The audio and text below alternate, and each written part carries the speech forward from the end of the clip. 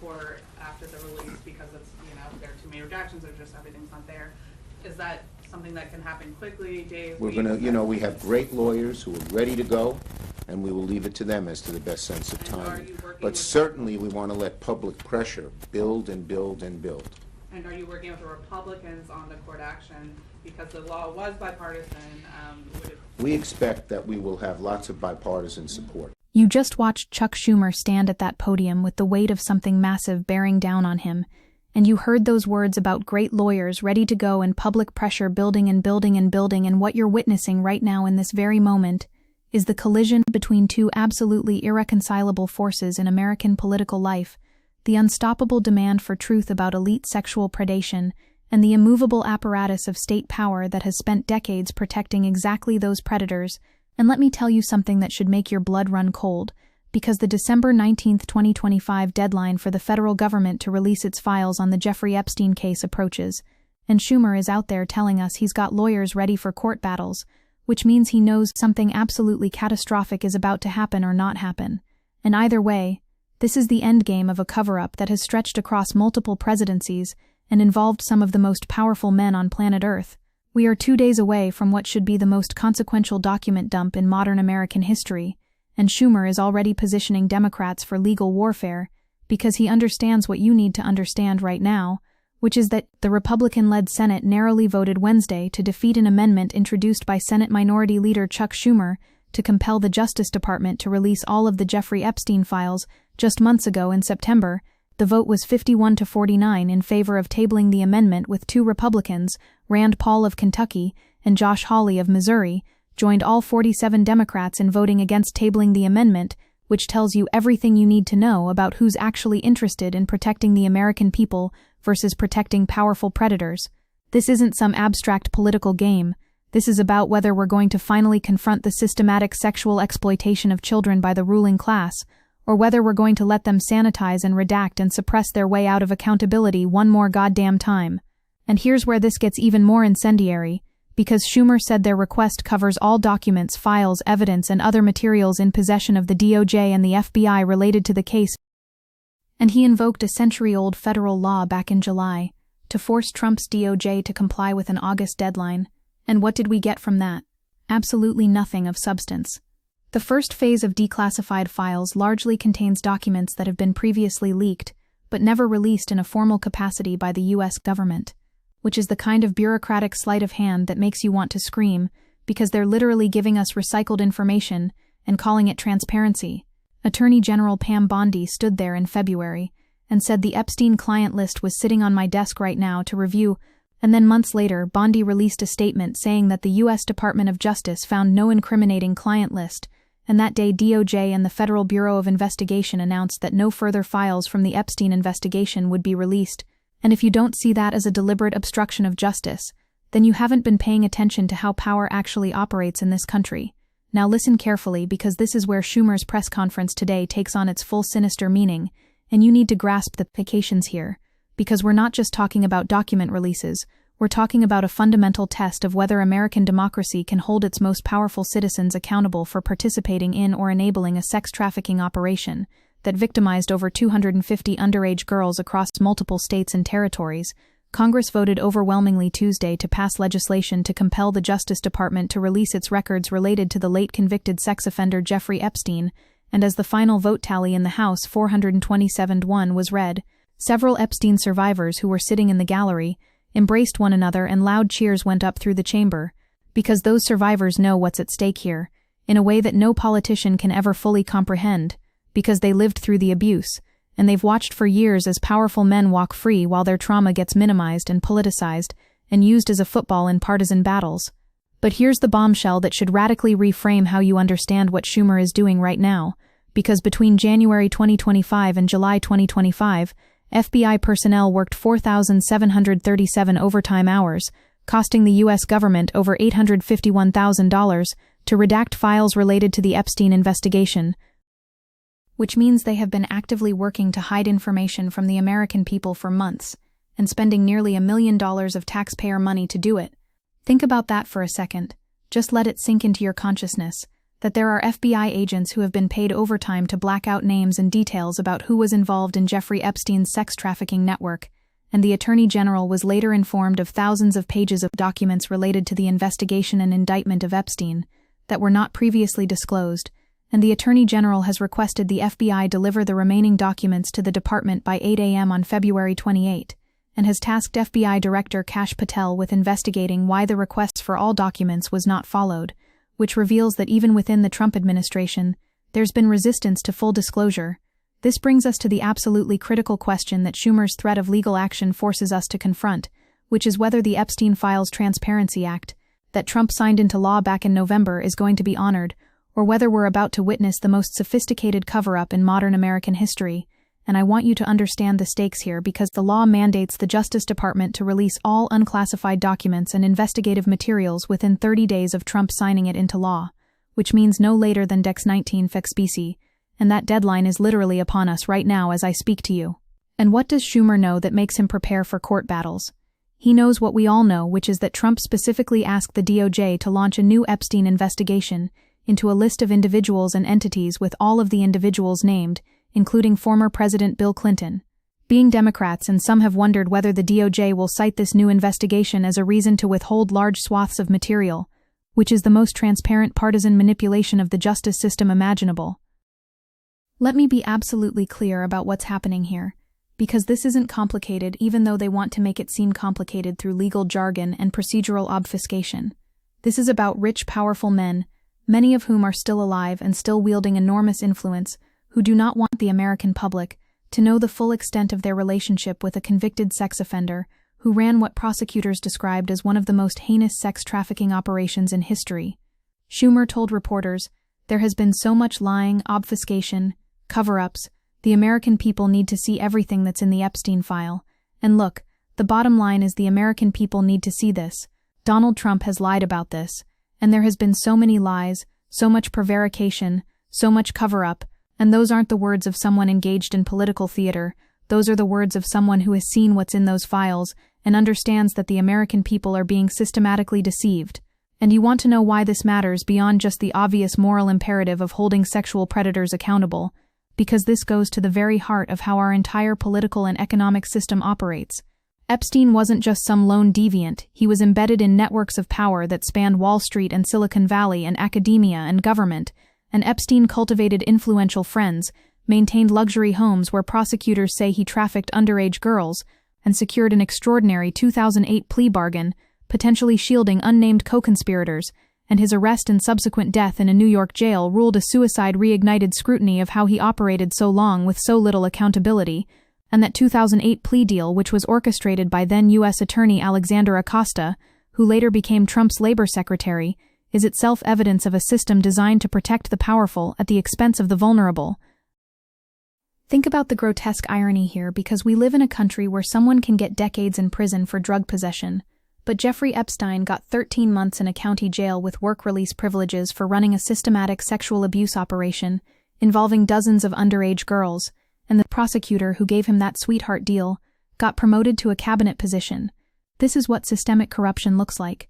This is what elite impunity looks like, and Schumer, standing there talking about lawyers and court battles, is acknowledging that even now, even after all the public pressure and congressional action and survivor testimony, the system is still trying to protect itself. Now let me hit you with something that should radicalize your understanding of what's at stake on Friday, because under the Epstein Files Transparency Act, Trump's Department of Justice must release by December 19 its vast cache of records on the late financier's sex trafficking empire, which is alleged to have entangled underage girls and brushed against the world's elite, but transparency advocates caution that key details may still be withheld under government claims of legal constraint, and those legal constraints are the escape hatch that power always builds for itself.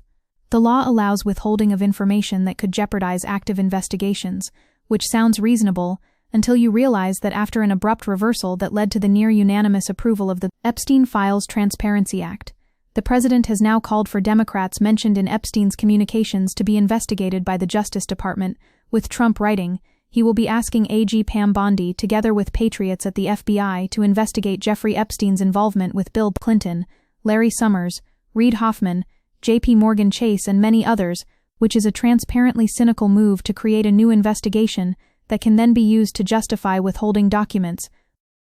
Do you see the game being played? Do you see how power protects itself? They pass a law under overwhelming public and political pressure, they set a deadline, they let the survivors think they're finally going to get accountability, and then at the last minute they announce a new investigation, conveniently focuses only on political opponents, and use that as justification to keep the files sealed. And Schumer knows this is coming, which is why he's out there with his lawyers, ready to go, telling us that public pressure needs to build and build and build, because he understands that without massive sustained public outrage, the DOJ is going to give us another batch of already public flight logs and redacted contact lists, and call it transparency.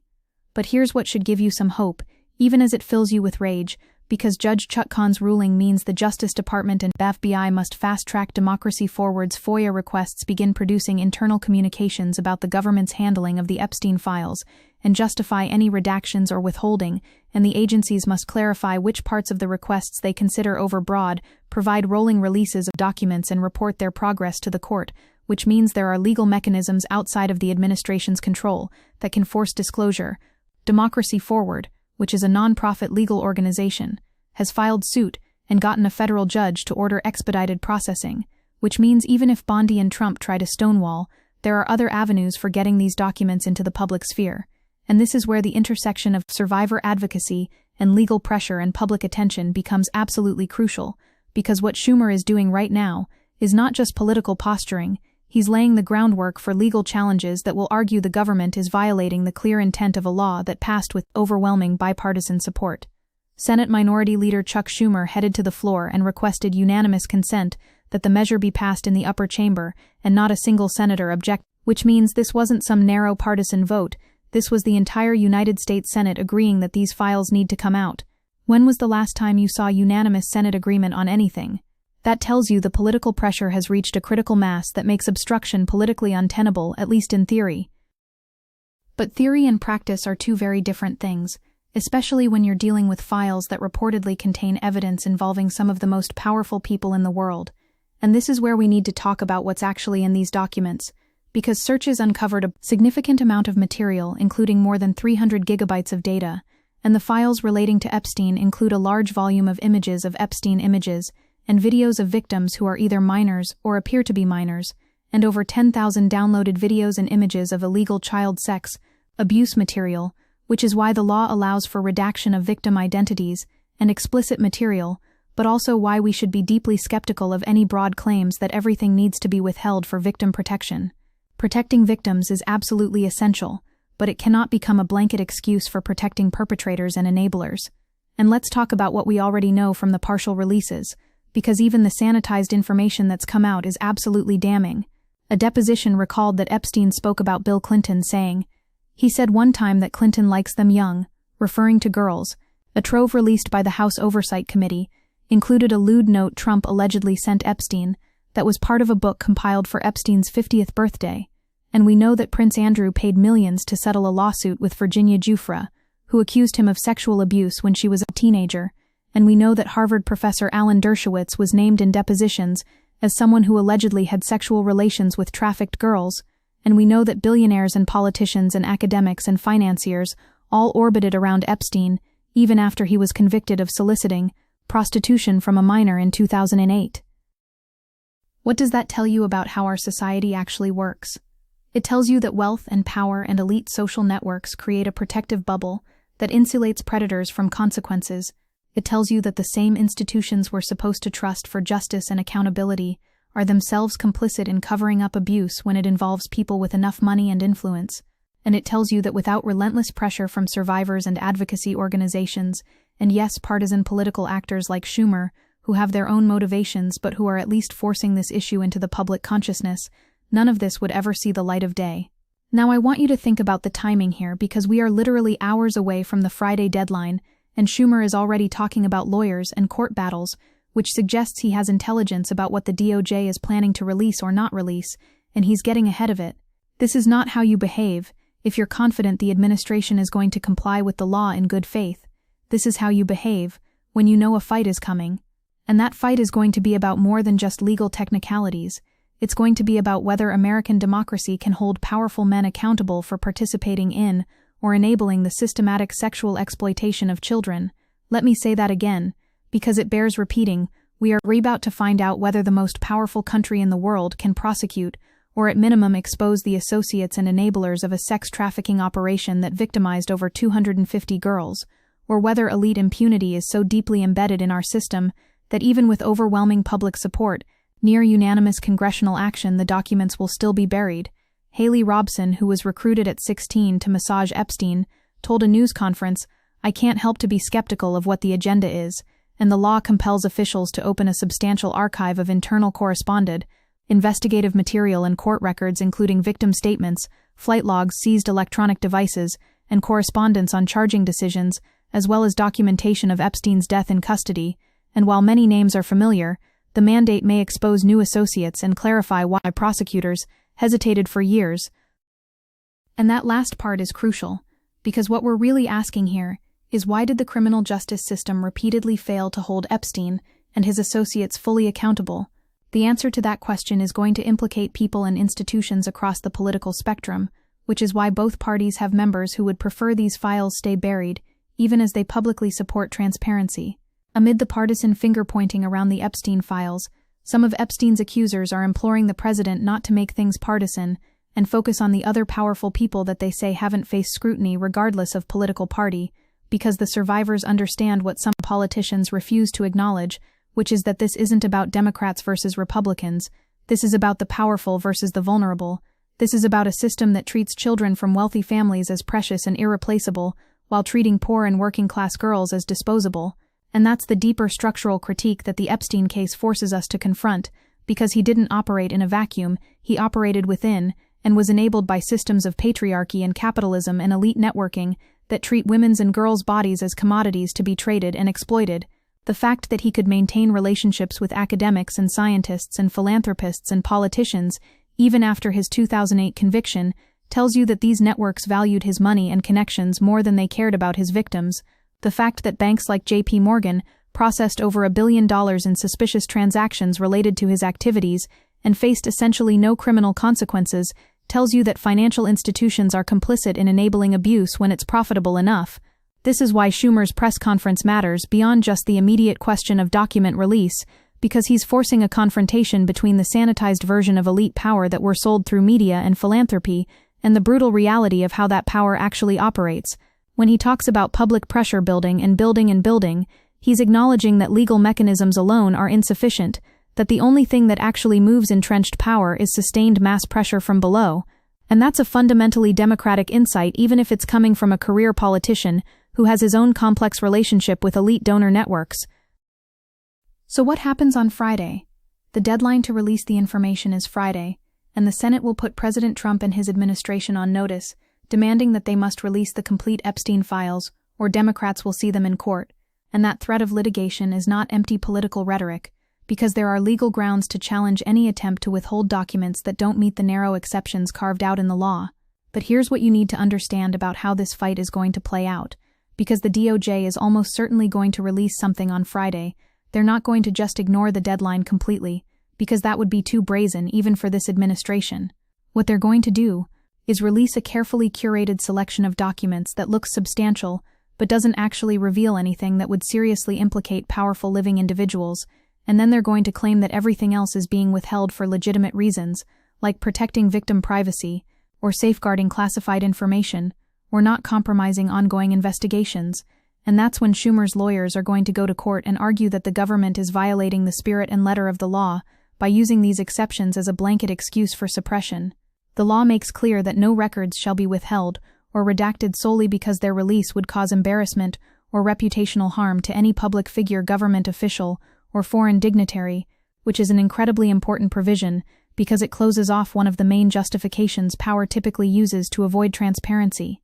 But the government will argue that they're not withholding things to protect reputations, they're withholding them for these other legitimate reasons, and then we get into a protracted legal battle about which documents actually fall under which exceptions, and meanwhile, months or years go by, and public attention wanes, and the story fades, and once again, the powerful escape full accountability. That's the playbook, and Schumer knows it, which is why he's trying to keep public pressure elevated, because the only thing that defeats that playbook is sustained attention and outrage that makes it politically impossible to slow-walk disclosure. This is where you come in, because you watching this right now, you sharing this commentary, you talking to people in your life about why this matters, you showing up to demand accountability. That's what creates the political pressure that makes it harder for them to execute the cover-up. They're counting on you to get fatigued to move on to the next outrage, to let this become just another forgotten scandal in a country that has too many to count. Don't let them win that bet. Don't let your attention span be weaponized against accountability. Stay focused on this story through Friday and beyond, because what happens in the next few days is going to tell us something fundamental about whether American democracy can hold the powerful accountable, or whether we're just going through performative motions while elite impunity remains untouched.